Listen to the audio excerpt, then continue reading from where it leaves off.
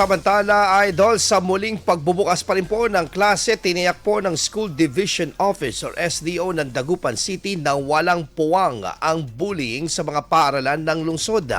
Ayon po kay Dr. Rowena Banzon, Superintendent ng SDO Dagupan, regular ang mga talakayang isinasagawa para sa mga mag-aaral, magulang at komunidad upang mapigilan ang anumang uri ng bullying. Nakaposisyon din sa bawat paaralan ang Children Protection Committee habang inilunsad din ang sistema para ma-ireport ang mga kaso ng mga pambubuli.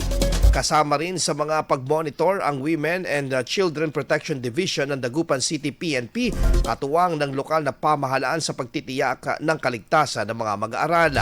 Tiniyak ng mga otoridad na magiging safe space ang mga paaralan at hindi lang para sa pagkatuto kundi pati na rin sa pagbuo ng pagkakaibigan sa kapwa estudyante. IFM News. IFM News.